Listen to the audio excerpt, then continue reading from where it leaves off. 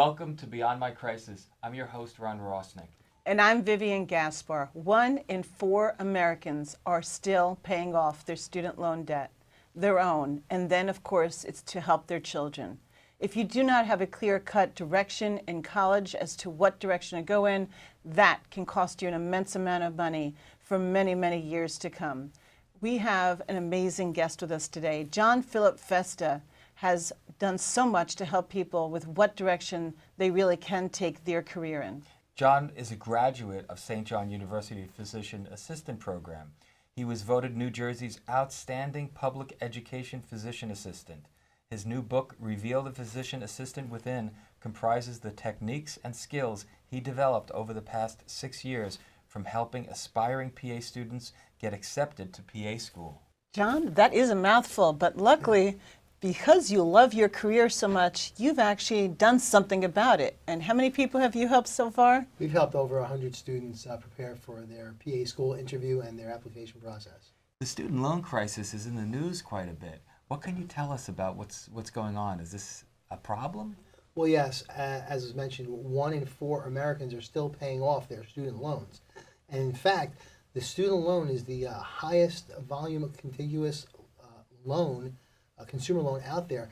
It has grown by 157% over the last 10 years.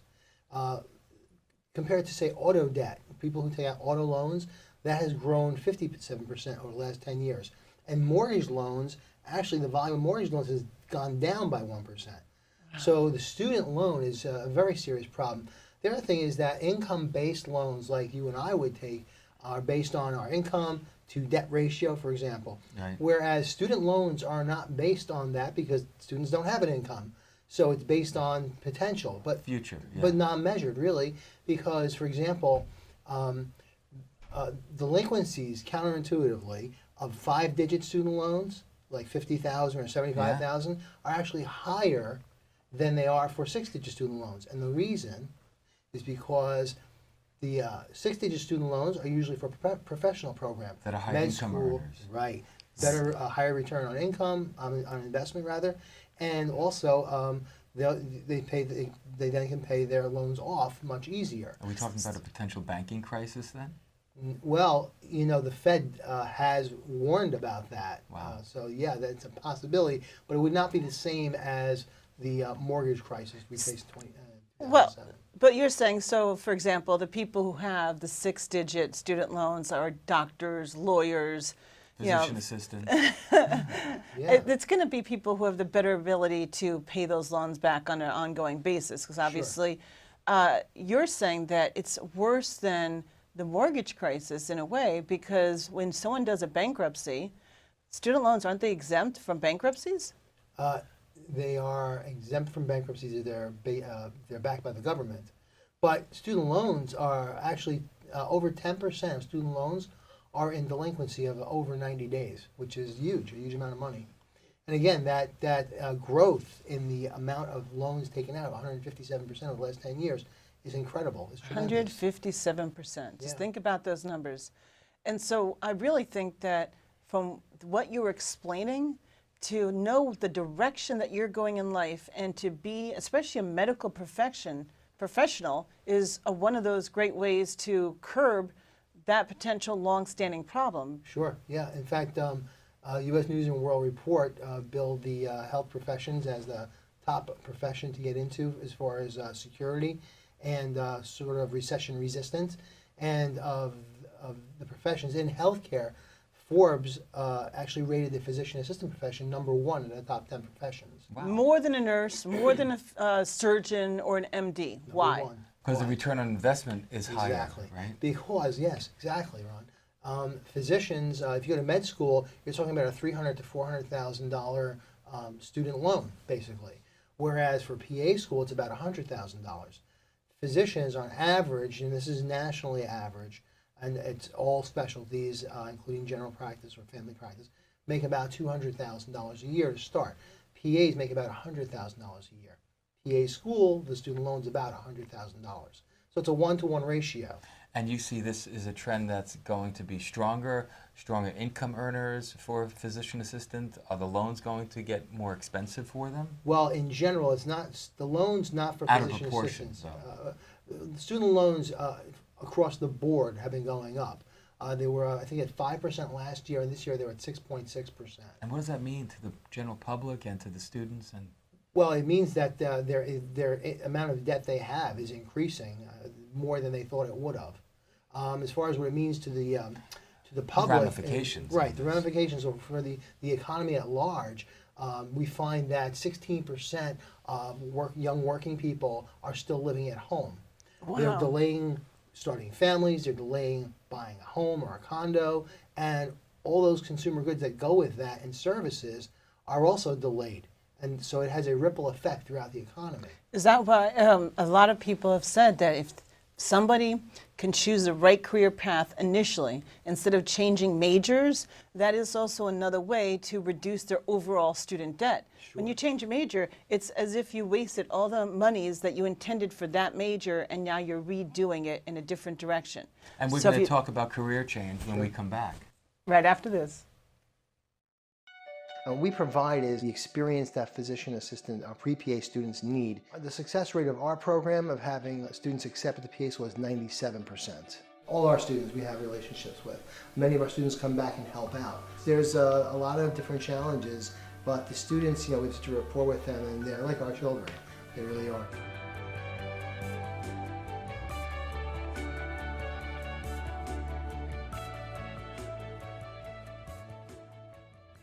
Welcome back to Beyond My Crisis, and we're back with John Philip Festa, and he actually brought with him a student of his is Daniel Hernandez. And Daniel, we're very grateful that you were able to make it in because we'd like to hear from you firsthand. Yeah. What happened? How did you get here? What made you decide to enroll in the Excell program? So actually, I work for Hackensack Hospital. I'm an EMT in Hackensack Hospital. And I did a couple of shadowing time with one of the PAs there, and he knew John firsthand. So he recommended me to visit the website and start an application. And when I looked at his website, I liked what I saw, his statistics towards getting into PA school, and sent in my application, and we met. I think he liked me, right? Because he let me in. So. But wait, you said you were an EMT. Yes. Did you always want to be a PA versus a nurse versus a doctor? What made you choose to go the PA route? So initially, I've been an EMT for 3 years now. So not too long, 2015. I didn't really know much about the PA route starting off. I did my research, and I just really like how the PA route has so much, lateral mobility when it comes to like specialties. With an MD, versus an MD where you have to kind of pick your specialization right away. Let's explain. What do you mean by what you said, the lateral mobility? Being able to jump into different specialties. You're not really focused on one. Yeah. So I like the fact that, I can get into, emergency medicine. And then a couple years down the line, I would want to go into, either family medicine or surgery. Oh, so it gives you a lot of flexibility. That's the most important thing for me, I think. Because I have a personality where I like to learn about as much as I can, basically, right? So I don't want to just focus on one thing. I want to be able to, be well-rounded in every aspect of medicine, so. Did you consider being a doctor before this? I did, not for too long. But I did, yeah, because I did start a little bit later. Mm-hmm. So with being a doctor, I think that would have taken a lot more time, and I'm just very eager to, get into the clinical work. So how's your experience so far? What do you think of the program and John's tutelage? The Excell program, I enjoy it. I think it's actually been very exciting for me. The PA that he set me up with, Smadar, she's excellent. She's such a great teacher, and having her, mentor me, she's very positive with me and is telling me that I'm gonna get into PA school. She has me working with the patients and everything. So what's been the biggest learning experience that you've had from being in the program? What were you before, and what did you develop? I think I like to say I developed my patient contact skills and my rapport with them. Great. Because as an EMT, you know, you see your patients at like right away, but when you see them, you're seeing them at their worst almost, right? They call 911, we get there, we bring them to the hospital. You kind of say bye. It's just a short interaction. What the Excell program helped me do now is see those people progress.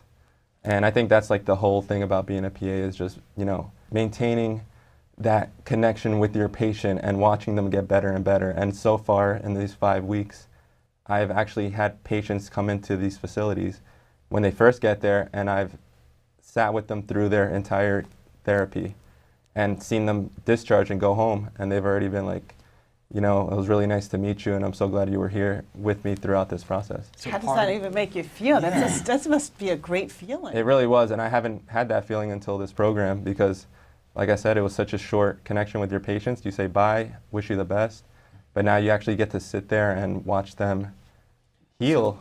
This program really gets you interactive with human beings. This is not just in the book, like just reading things. Yeah, it's not just, you know, learning.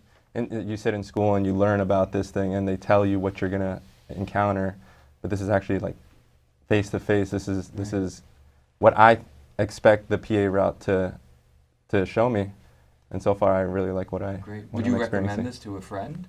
I've already recommended it to about 3 friends. Wow, that's Yeah. a fantastic I haven't told them testimonial. yet, but I was Oh, gonna. and congratulations, John. You're apparently getting 3 more And referrals. these are people that are EMTs. So is this an EMT? 2 of them are, and 1 or 2 others right now are in school with me. Well, thank you for So- helping us set John up for a nice surprise on But- set. But the Yeah. point is, like a path for an EMT, the next step for an EMT, in your view, in your friend's view, would be a PA program versus a doctor or a nurse. Well, the EMTs that I've spoken to already are in the same mindset that I have. They want to be a PA. I have EMT coworkers that want to be doctors as well. I'm not trying to convince them to, you know, switch or anything, but the ones that want to be PAs, I let them know about the program because Right. Thank you. For the ones who want to be doctors, do you ever give them by the way, it's great that you want to be a doctor, but let me just tell you why I'm choosing to be a PA, and here's the contrast. And maybe they'll see that maybe it's a better choice for them that way. It's actually been the other way around, where my coworker who wants to be a doctor tells me, why don't you be a doctor? It's not usually me telling them, why don't you be a PA? And he's like, I honestly think, you know, you're smart enough to become a doctor. And then he says, well, I'm not, like, no offense, you know. Yeah, I hope you straighten that out. Yeah. because Help you we have- enlighten them. We take the same classes that the doctors do. It's just Exactly. It's a matter of as PAs, you don't have to run a business. Whereas as a physician, you're running a practice. You have to worry about workers' comp. You have to worry about benefits. You have to worry about staffing, So you have rent. less cost, and you're still on a 6-figure income track. Yeah, I mean, we practice medicine. That's what we do, and we don't have to worry about the business end of it. So And I just think that's a big reason why a lot of students prefer to be a physician assistant. The other thing was the lateral movement that Danny was talking about. You know, a physician, once they've chosen their residency, that's the specialty they're in. There's no changing it, unless they go into another residency. Whereas physician assistants are trained in every area of medicine, and we actually can change practice settings if we want to, and specialties. For example, when you're, you know, Danny's age, you might like to do cardiothoracic surgery and work 60 hours a week, plus carry we used to say carry a pager, and carry your cell phone, be married to your cell phone, and get called in.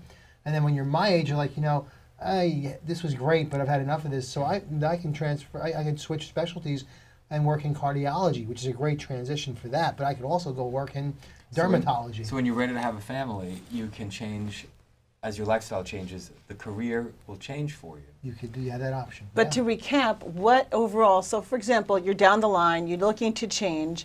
What does a PA make at, let's say, 10 years down the line, on average? Okay, so the starting salary for physician assistant is about $111,000 nationally, average starting salary. I know PAs that are making over $200,000. At about 10 years down the line. 'Cause Yeah, now we're so- talking about the transitional focus. Yeah. It's almost nonsensical to become a doctor at that. Well, we're not trying to discourage people from ever being a doctor.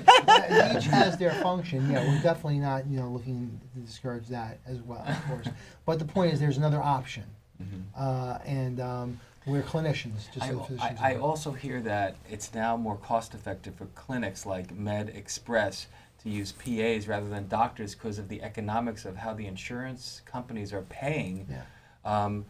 health institutions, they're able to see a bigger profit by paying a PA versus having doctors on Is that staff. why there's a larger demand for graduates, actual PAs, to get jobs? Yeah, and there's Easier to get into actual paying jobs. Sure, there's a huge demand for physician assistants, and yes, we do work in a lot of those areas. We can work PAs can work in any clinical setting, hospitals, subacute centers, offices, minute clinics as well.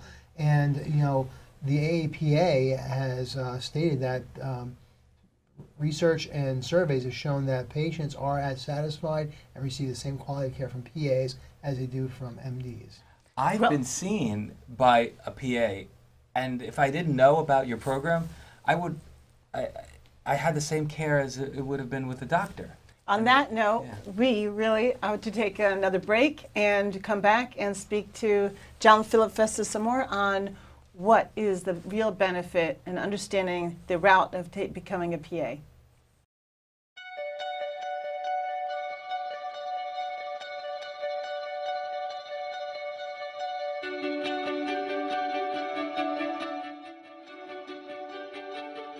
I help people start their businesses or fine-tune their businesses, and I upgrade this business to one that I have fun in again.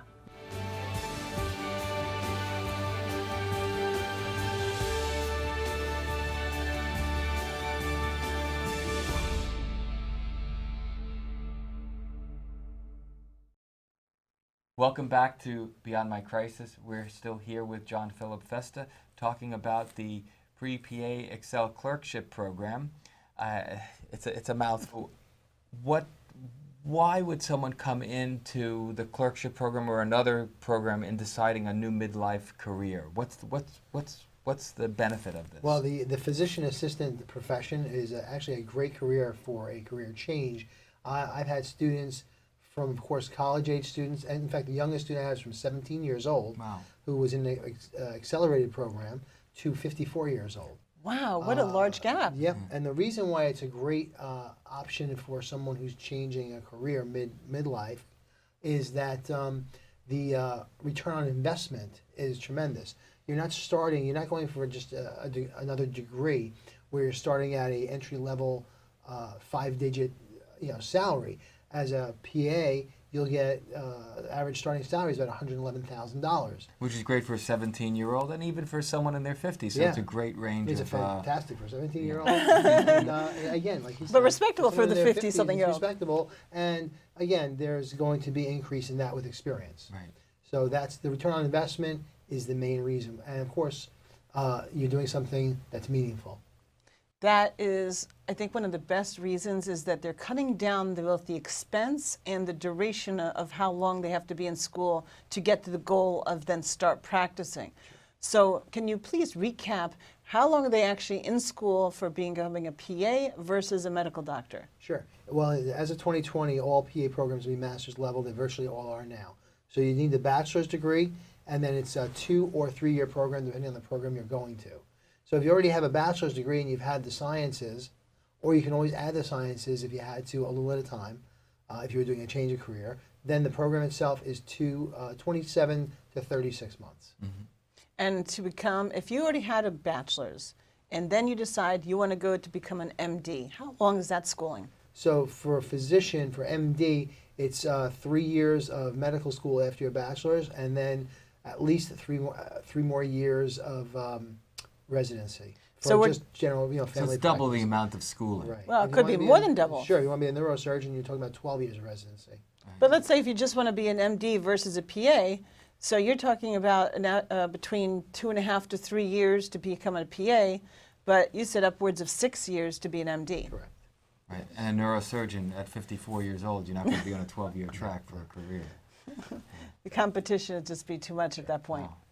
So what's important is, as any business would, you're an intelligent man who's created an amazing program, and it's helped so many already. And not to mention the trickle effect of how many patients they'll be helping during their careers.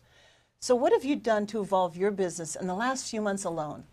Okay, well, one of the things that I noticed, we always listen to our students, our applicants. When we do seminars, we pay attention to their needs as well. And we've had some questions about EOM students which are students that have financial aid, basically, underserved students, underprivileged, if you will. And what I have done with Excell is we've developed basically an installment program where you no longer have to pay for the program up front or even during the program duration. The program is only 4 months long, so we usually would have payments during that 4-month period. We've now extended that to run 12 months, making it a lot more affordable Wow. and easier to handle. So it's accessible to any income class now. Yes. Basically, 12 months to pay is Exactly. very affordable. And also we've worked a partnership out with the Physician Assistant Mentor Association where they will offer a scholarship to students in the amount of $500 as a credit to the program tuition. So the only thing the student has to do to apply is write a decent essay on why they want to be a physician assistant and submit it online to the Physician Assistant Mentor Association. Wow, great. Yeah. And haven't you, I know you have a lot of heart in why you're doing what you're doing. Have this led you to any philanthropic aspects of what you do? Sure. Well, one of the things that we're doing is I'm compiling a series of books called The Inspired, and it is stories from PA students that help them achieve their dreams. And basically it is their journal stories of the experiences they've had with patients. And we're setting up a series of them. First volume should be coming out very soon. And any profits from this sales of these books will be going to set up a scholarship to assist students to go on to medical missions. Fantastic, really. John, thank you so much. It's been such a pleasure. I love that you're showing people alternatives, and it's a very unique opportunity that you're providing people to really reach their dreams of being in the medical industry by giving them a little bit more insight and a leg up. I mean, to go into something where there's only a 4.5% likelihood of acceptance to, I think you had mentioned that you bring them up to a 97 to 99 percentage. That's tremendous. I That's mean, almost it's unbelievable. unbelievable. I mean, obviously you can't put a guarantee because you're not going to literally crawl inside their body and get them accepted, but that's virtually what you're doing. So thank you so much for making such a difference, and it's been a pleasure having you on Beyond My Crisis with Ron and Vivian.